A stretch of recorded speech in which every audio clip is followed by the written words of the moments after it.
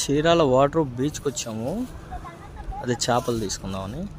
పిల్లలు ఇక్కడేమో గాలిపటాలు ఎగరేస్తున్నాడు. ఒక సైనింగ్ కనపడింది.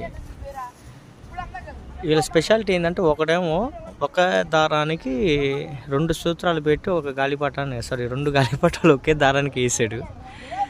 ట్విస్ట్ ఏంటంటే నాకు దీనికంటే ఆశ్చర్యం కలిగించింది, ఇక్కడ ఒక గాలిపటం ఎగురుతుంది కదా, ఇది దీని రెండో కొన పిల్లల చేతిలో లేదు. దీనిది ఎక్కడ ఉందనుకున్నారు? ఇదిగో. ఎందుకు రైట్ వేసారంటే వీడు చూడు రాళ్ళేస్తున్నాడు. వీడిదే ఆ గాలిపటం, వీడిదే, దానికి వేసి పెట్టాడు వీడు. ఏంటంటే సాయంత్రం కాదన్నా ఎప్పుడు దాకా గాలి వచ్చినంతసేపు ఎగిరిద్దన్నా అంటున్నాడు వీడు. ఇదిగో వీడు వాడు ఫ్లాష్ మ్యాన్ వీడు. అసలు మామూలుగా లేరు పిల్లలు, జనరేషన్ పిల్లలు.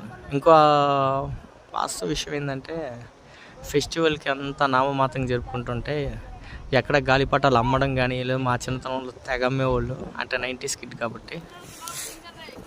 తర్వాత ఈ బీచ్ల దగ్గరే చూస్తున్నాం మేము వీళ్ళని ఇలా వేసి ఇలా ఆనందంగా గ్యాంగ్ లాగా పెట్టుకున్న వాళ్ళని. గ్రేట్. అసలు ముందు నాకు గాలిపటాలు గాల్లో కనపడ్డాయి, అందులోని బట్టి హ్యాట్స్ ఆఫ్ వీళ్ళకి.